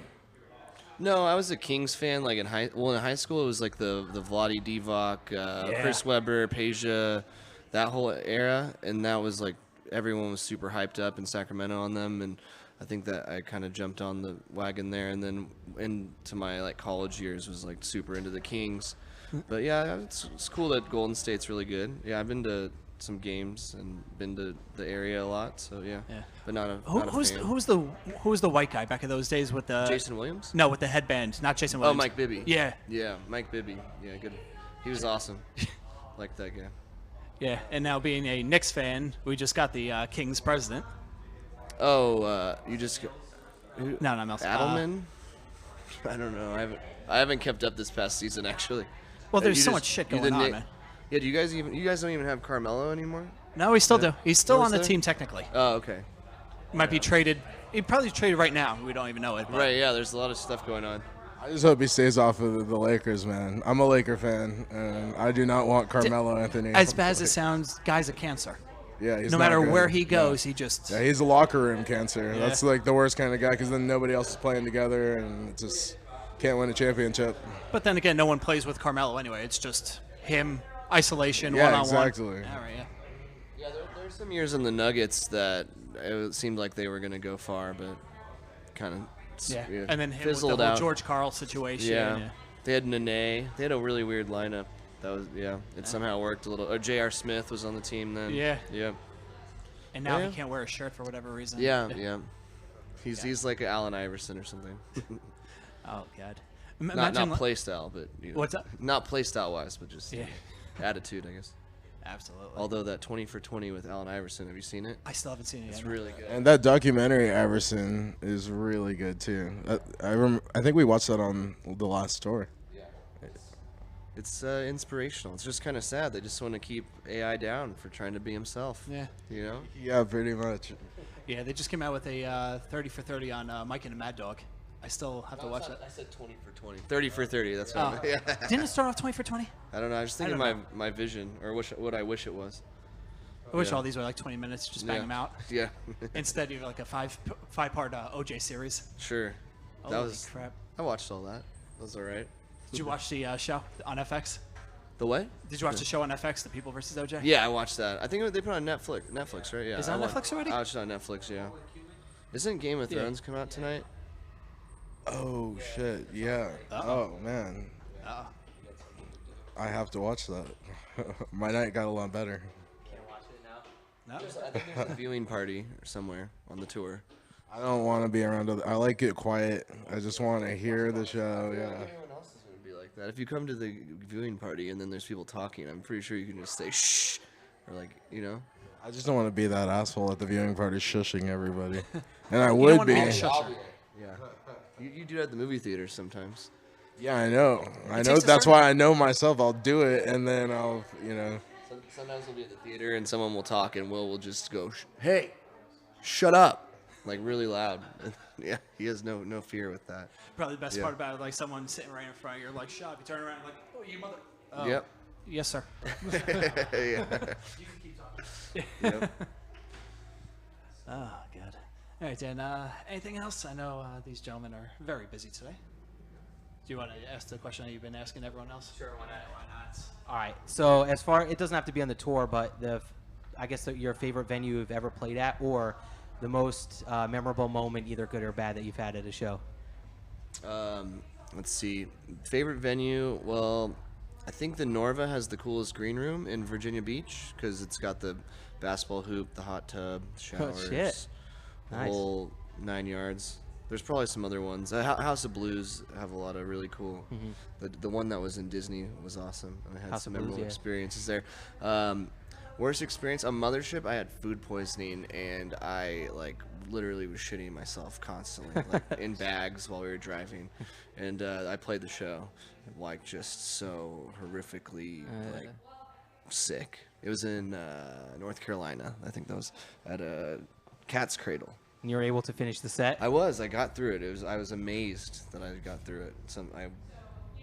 Just going off adrenaline, I guess. I don't know. I think my favorite venue to play was the Fillmore in San Francisco because it was the venue I saw my first show at Green Day when I was a kid, and I lot of saw memories tons in of great Cali. shows there, like Yeahs and just a bunch of bands as I grew up at the Fillmore. So when we headlined the Fillmore finally, it was just like, yes, I get to play the venue that I always went to see my favorite bands at. So that was pretty cool. Nice. Yeah, that has to be one hell of a feeling. Just Yeah. sharing the same stage as, like Green Day. You're on that same exact piece of plywood, and you're like, oh my God, this is nuts. Yeah. Like everyone's played the Fillmore in San Francisco. Is that where Metallica had that residency? Like that one where they brought in Newsted for like a few songs? Not sure. So, yeah, and I think Led Zeppelin's played there. Cream, it's really, really a legendary old venue. Yeah, it's a classic rock and roll venue. Yeah. So it's insane to think about how many people have played there. Yeah, no. Yeah, I think, this was my first memory of you guys was Saints and Sinners 2007. Oh my God, Yeah. that was a bad day. Yeah, that was a bad day. That was the day we kicked him out. Yeah, that was his last show. Well, before this. Yeah. Yeah, Before the return of the, oh, wait, no, wait, you didn't. yeah. Absolutely. You know, All right, everything happens for a reason. Yeah. And hopefully, for you guys' sake, it doesn't happen again. Yeah. I don't think we'll be doing that again. I think you're at the strongest you've ever been in a Yeah. while. I mean, Although I nothing think it against was Kurt, a but- pretty funny thing to do.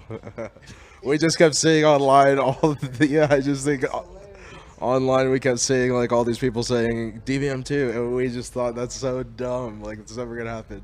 But what if it did? That would be hilarious. So I don't know. It was almost like a troll to the world. But we're back now. Back and better than ever. Yeah. Thank you. All right, guys. Right before we let you go, any plugs? Get Mothership, obviously. Guys are on Facebook, Twitter, the whole 9 yards. Yep. Dance Gavin Dance at all socials. Do it. Check out Summertime Gladness. It's Yeah. on Spotify. We also did a cover for Pop Goes Punk. Yeah, the Bruno Mars Or song. Punk Goes Pop. I always reverse it. I do the don't same know thing. why. But yeah, we did a Bruno Mars cover. Check that out on Although that would be YouTube. badass to see Bruno Mars covering one of your songs. I'd be totally down. Yeah, he should. Yeah, go tell him. To Oh, do yes, that. yes. Because we have access. Yeah. Perfect. There we go. All right, guys. Thank you guys so much. It's been a pleasure. Okay, and those were our interviews with John and Will from Dance Gavin Dance and Paul from Silverstein. Yeah, that was it. God almighty. If you people knew exactly what we were doing behind the scenes right now, you'd be laughing at us like we're total idiots. 1, 2, 3. Oh. We're done. Yep, there we go. That's how you do it. See, a lot of editing goes into the show. Exactly. Actually, no, it doesn't. There was like zero editing until this episode. A lot of editing. No, we're just kidding. But seriously. Yeah. Just like our interview questions. They just do not exist. Exactly. Okay, so now's the time where we make fun of 3 local bands. Shitty local bands.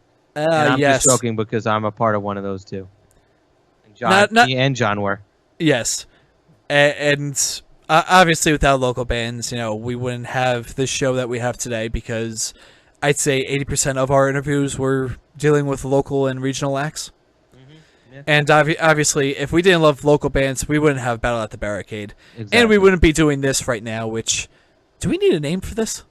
Should we We'll go come up local with it. review? Local review? Eh. I like that.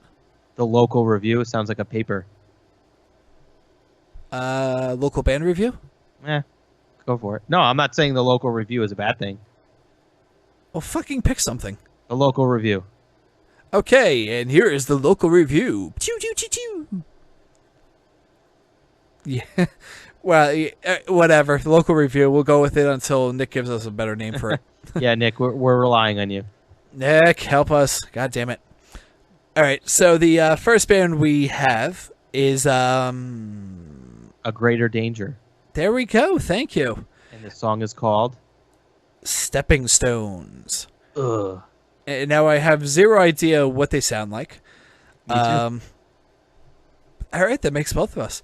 So we're just going to play this music video out, and basically you're just going to hear the audio version. So if there's like little extra pieces before, middle, after the song, you're just going to hear the entire thing. Okay, so on 3, we're going to press play. Let's do it. Ready? 1, 2, 3. Get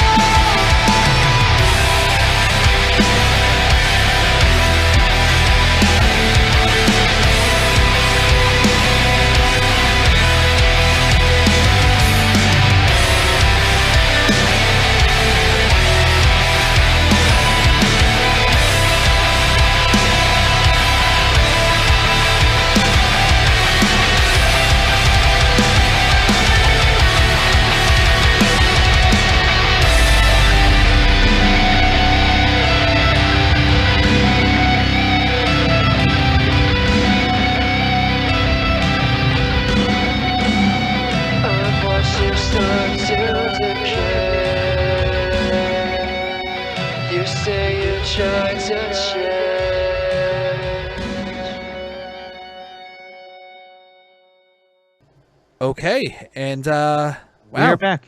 we're back. That was Stepping Stones by A Greater Danger. I actually liked it. Yeah, me too. It was like a little bit of a mix between like Later from First to Last. A little bit of Johnny Craig was in there. I heard a little Hawthorne Heights in there too. Like I heard a little JT in the guy's voice. Yeah, it's not really my style, so I can't compare it to bands. Yeah. I've really liked it. I mean, these guys really should be somewhat big. Like Exactly. these guys should be on Warped Tour. Listen, I thought the production of the music was very good. The video, I mean, it looked good.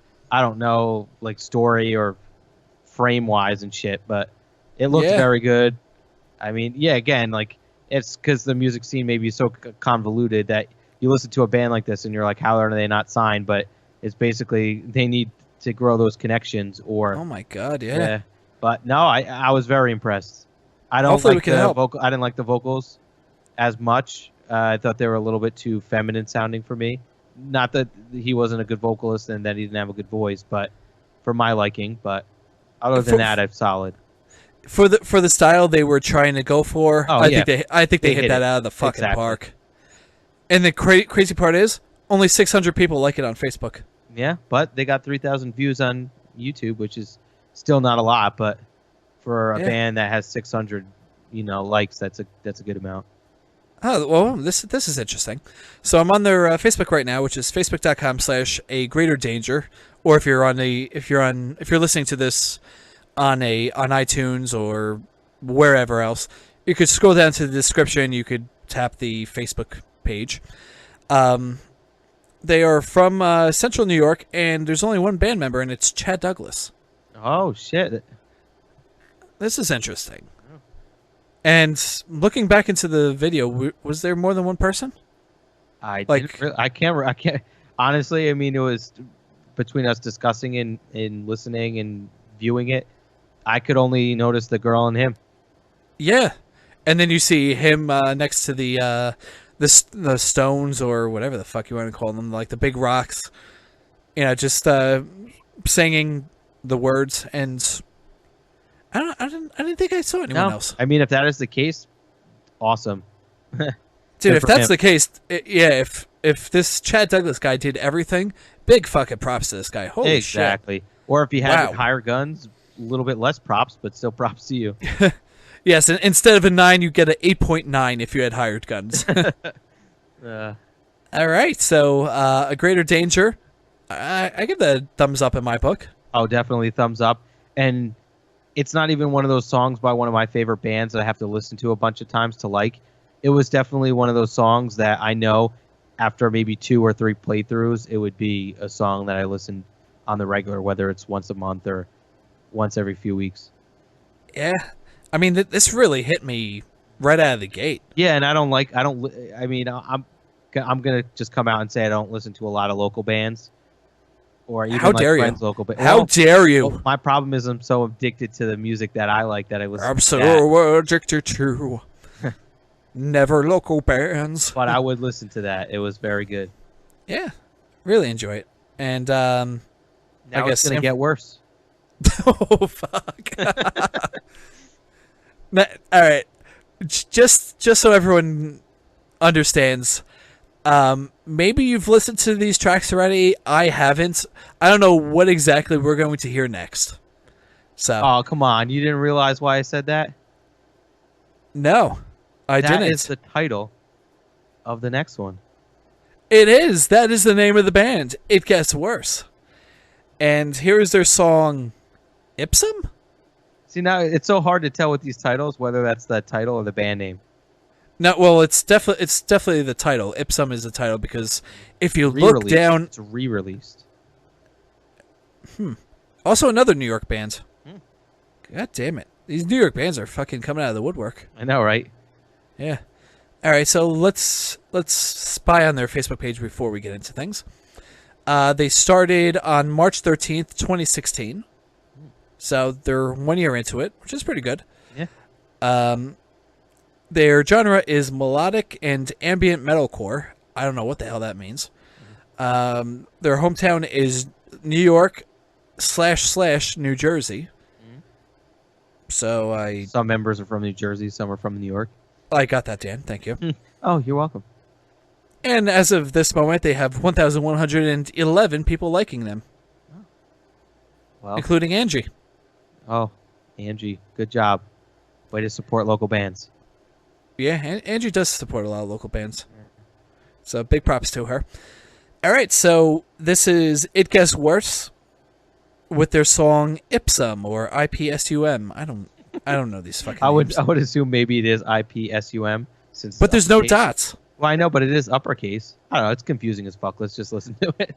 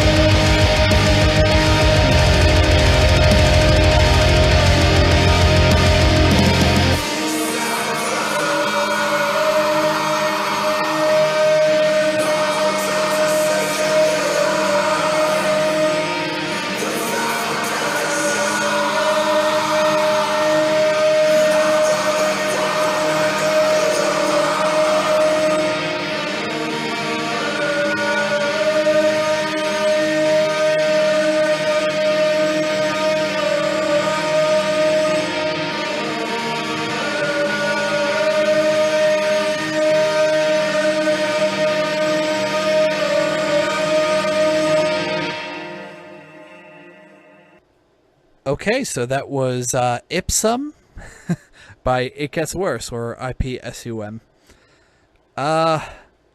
Initial thoughts, Daniel. I don't want to be a dick because I like promoting and supporting local bands, but I didn't really like it. Okay. I was bored and not really interested. But watching it, I thought the product. I mean, then again, let's go back. Listening to it, I thought the drums sounded maybe a little bit too fake, or like maybe a little bit triggered. But then again, I thought overall the production was very good. It sounded pretty good. Not as good as the last song, but the video was very well done, and I thought the graphic and like the moving and the motion, everything was pretty cool. So there were some positives for me. All right. I enjoyed. Here's the weird thing. I'm not a fan of those bands like La Dispute, or I think Piano's Become the Teeth, where they have like the aggressive vocals, and then next thing you know, they do that weird, just random talking thing. So maybe I'm a little biased, like, against this. It was a good song for what it was. Like the instruments were great. Guitar work was phenomenal in that. The drums, like you said, they did sound a little. I don't think fake's a correct word. I think it was more. I think it was more more what? Like processed? Yeah, more processed, more computerized than I thought like regular drums should sound like. But maybe they had a reason. I mean, they've only been a band for a year, so. Exactly. Yeah. It's a good start. I think it's a pretty solid start for one of their, for one of two songs it seems like they have. Yeah, exactly. And for a local band to have that type of video for a song, it's definitely a step in the right direction. Absolutely. So we'll definitely keep our eye out for It Gets Worse. Hopefully, it gets better. Oh, there we go. There it is. There's the joke. No, but I mean, look, for a first song, I think that was pretty solid. Mm-hmm. If this was a band that was like 5 albums deep and you put this out, it wouldn't have done anything for me. But hopefully they could build, if it was up to me, and obviously my word holds 0 weight in any of this, I would do less of the talking points and maybe more aggressive style talking, like something like Being as an Ocean.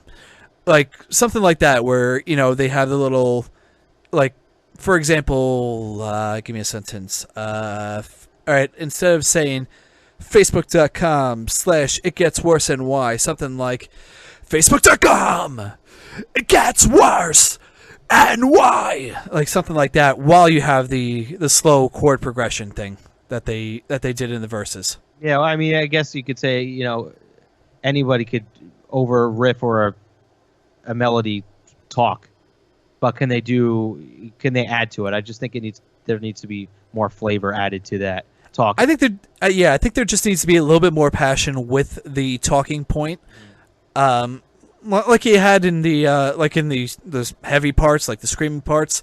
Like you could hear the emotion and the passion in there.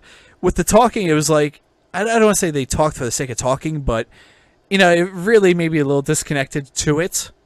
But obviously it's just two random jerk-offs opinions here. Well, yeah, and then not for nothing, the reason that I like screaming and singing is for the emotion and the weight it holds. Like talking, yeah. I feel like it diminishes the feeling you get from the song. Yeah, I mean, like I said before, like I knew exactly where they were going with it. I think that they could just switch it up a little bit and have a little bit more passion with the spoken word part. Definitely. So, anyways, that was Ipsum by It Gets Worse. And now we're on the last song, which is To Kill a Ghost by With Wounded Wings. Let's see. There's our Facebook. Facebook.com/With Wounded Wings. Easy enough. They are from Lebanon Junction, Kentucky. Which I have no idea where the fuck that even is. Yeah, me either. Nope. Cool. So they it says the release date was 2015, so I'm guessing that's when the band came together. Mm-hmm. I don't know. Their About Me says, we are a rock and roll group dedicated to the minds and souls of a generation. Built on the will to help others, we create music for you. All right. Now let's see if we are their audience that they are creating music for. Dun dun dun. All right, and without further ado, here is To Kill a Ghost by With Wounded Wings.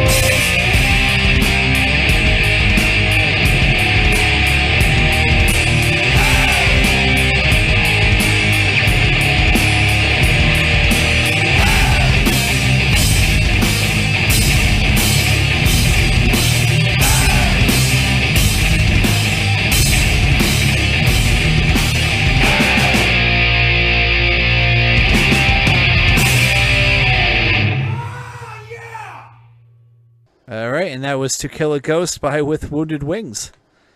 Shit, I was so close of hitting the pause button until I heard that little final scream at the end. Yeah. Oh, yeah! Okay, so initial thoughts, Daniel? It's funny because I kind of like this one better than the last. I'm not going to lie. In different aspects. I mean, I thought song-wise, I liked it a lot. I thought the instrumentation could have been recorded better. Like, maybe you should have did a couple more takes. I thought the production quality wasn't up to par. Nah. And it sounded like it was someone recording it in a local friend's basement. Not like that shitty. Like, I'm making it sound like it's shittier, but you got what I'm saying. Like, maybe with good quality microphones and stuff. Yeah, in a professional sounding studio. Yeah. Yeah. I have to agree. The drums are also a little off. Yeah, things weren't as clean. Like, it should have been maybe done in a few more takes. Yeah. The production sounded great on the vocals, sounded great on the lead guitar.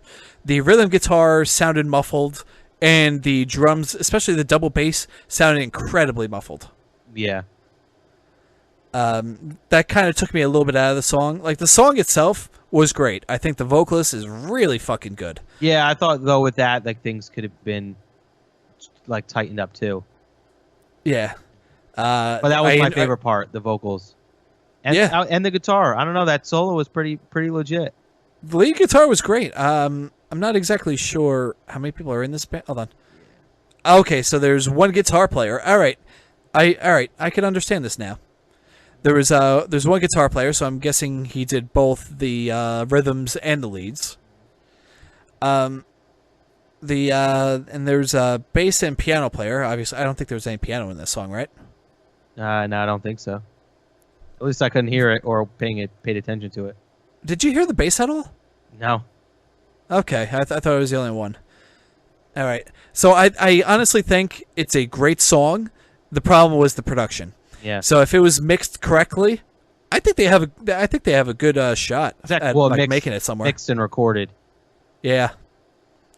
So yeah, and like you said, like not to shit on wherever they recorded it, but it did sound like something off of a friend's basement with Pro Tools with like 3 microphones. Yeah, like it sounded basically like in a few years this is something special, recording wise, and meaning recording like the person who recorded it and the band. Like it seems, for instance, I'm going to compare this to like the previous bands I've been in, although I haven't recorded anything, no offense to the band, stuff like that, messy, not as clean.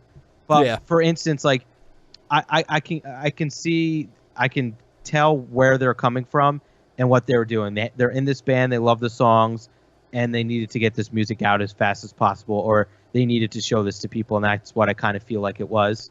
But still, overall, I'm still giving this song a thumbs up, and there's good potential in it. Yeah. So I mean, if this was just like a random demo just to get it out to people, then I understand, and I'm cool with that.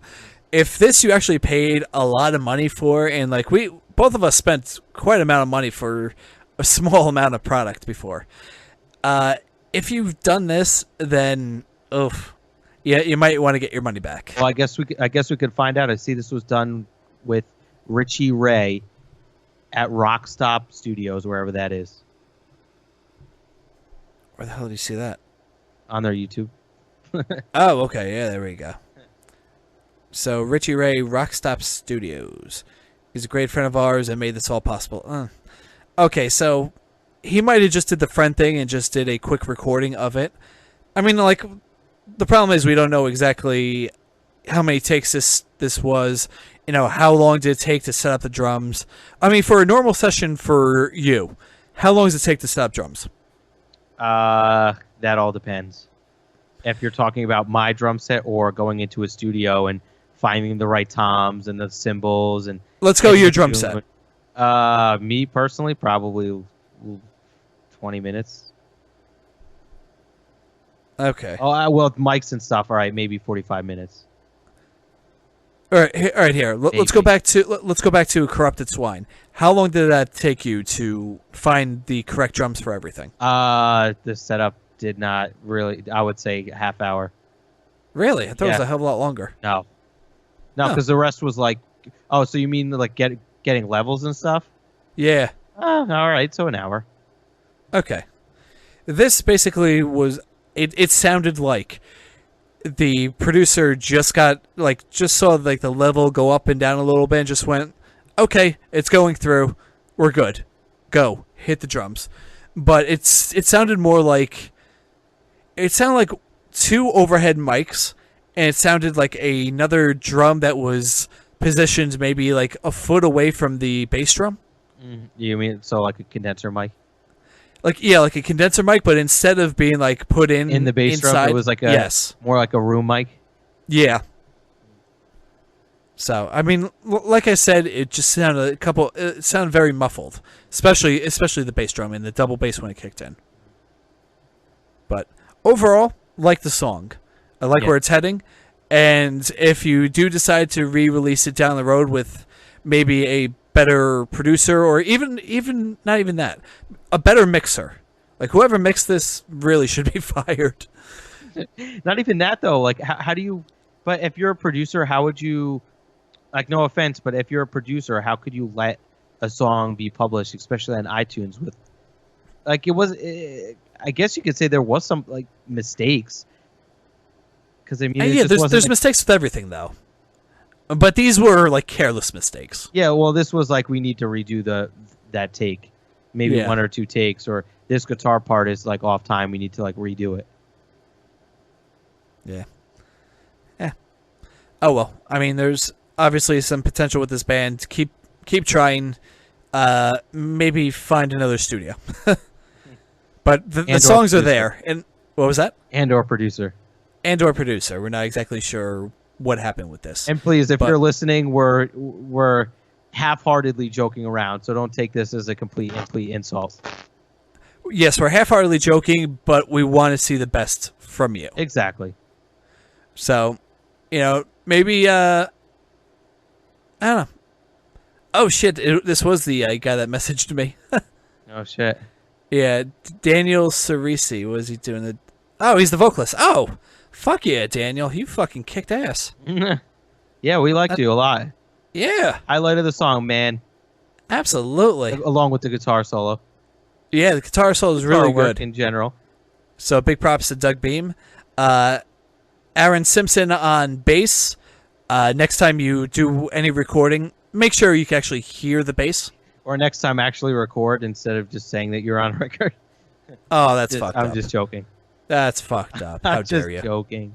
I Yeah. can hear you, man. That's why I joked, because we can hear you. Yeah, exactly. Yeah, it was a poor mix. That's all I'm saying.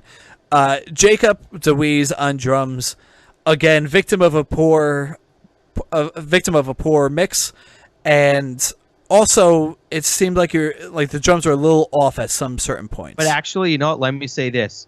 Yeah, Sometimes when you have either crappy quality microphones, or they're not positioned correctly, or you're not using enough microphones, a lot of times unclean parts, they're actually not. Like, if you set up like say it's a really good condenser mic and it's far away, or like, say you're at a show with a really good microphone and you're far away, certain hits might sound like, if they're not as clean, or if they're not as like tight, or as like in the same velocity, it might sound like a mistake. But when you have all the corrected microphones, or like the corrected levels and shit, it sounds perfect. That could be what happened here. I hear it a lot. Like when you, like if, for instance, when I'm setting up my electronic kit, I do a lot of research, and I see a lot of people that when they do like before and after, when they take away certain mics, or mute a couple of mics or solo mics, you hear a part that it sounded like a mistake, but then when you hear all the mics together, it sounds perfect. So it could be a victim of that too. Okay, so you know what? I think the worst thing about this band was how poorly mixed this was. Yeah, or recorded, depends. Yes. So keep it up. Keep doing what you're doing. The song is great. Yeah. Again, we have to reiterate, the song was fucking great. It's just poor mix will really turn a lot of people off. Yeah, and especially if it's on iTunes. I think before you release it on iTunes, it just needs to be a little bit better quality. Yeah, that's all. Nothing. But crazy, hey, you right? got to get your music out there, and I understand that part of it too. So Absolutely. We're not bashing this whatsoever. nope. We're not bashing any of these bands whatsoever. We're here to help. Nope. Favorite was the first one, but Yeah, I enjoyed the first one. Second one, not so much. But again, I'm impartial to it just because I'm not a fan of the talk voice type of thing. either. But I did enjoy the heavy vocals on that. So if there was like a little bit more passion, like I said before, yeah, we don't have to go back into it. And then the third band, really enjoyed the song and the structure, just a victim of poor mixing. Exactly. Or production. Or recording. Either and or all three. And or the band. You know what, guys? Just fucking give up. Uh, Just kidding. Yeah, and I think that's it. I actually had fun with this. yeah, no, I had fun with it too. I hope everyone else likes it. Yeah. Hopefully the bands can, I guess, take what we say with a grain of salt. Maybe they felt the same way in certain levels, but if not, keep doing what you're doing, because without local bands, there would be no bands. Yeah, Trap, you wouldn't have made it this far if it wasn't for local bands. Absolutely. Fuck it. Amen. All right. Any plugs? Dead Dead Tide this Saturday. I don't know when this episode. Now, if you want to hear a shitty band, Dead Tide Metal on Facebook. Exactly. Dead Tide will be battling it out at Dingbats for the Summer Slaughter Tour. I think. Yes. Yes. And that is Featuring the Black Dahlia Murder, the Faceless, Dying Fetus, I believe, is on there. And it's all happening at Starland Ballroom. I want to say August 13th. Yeah, so hopefully, if you come out and support, I'll be playing Starland Ballroom with my band Dead Tide at Starland Ballroom. Yeah. This or show not. is July 23rd. The battle is July 23rd. Yep, at Dingbats Dingbats, features Clifton, New Jersey. So come one, come all. In a worst case scenario, you come out, Dan's band sucks. Best case scenario, you come out, you have a lot of great bands, and Dan's band wins. Dan's band fucking rocks. I wouldn't go that far. Since we're in, I guess, band bashing mode. Yeah, there's a lot of things we got to work on. My playing included. Yeah, really. Thank you to all of our sponsors, Silence and Solitude, 627, Golden Hearts Fest, and what was that other fest? Yeah, Out of Nowhere Fest, I think. Or is it Nowhere Fest? I think it's Nowhere. Whatever. Out of Nowhere, Nowhere Fest. Thank you. Yeah. Thank you for allowing us to invade your... What was that? Sponsor. I was about to say invade your sponsorship page. Exactly. But yes, that too. So big props to all of them. Check them out. They're all the links are also on this page on the description. Or if you're hearing it online, then it really should be in some sort of description. Mm-hmm. We'll have it up. So anyways, we'll catch you back, I guess, next Wednesday for another episode of Behind the Barricade Podcast. I'm John O'Connor. I'm here with Daniel Tao. Yep, that's me. Yeah, we have a shit ton of editing to do right now. Yep. All right. Later. Later.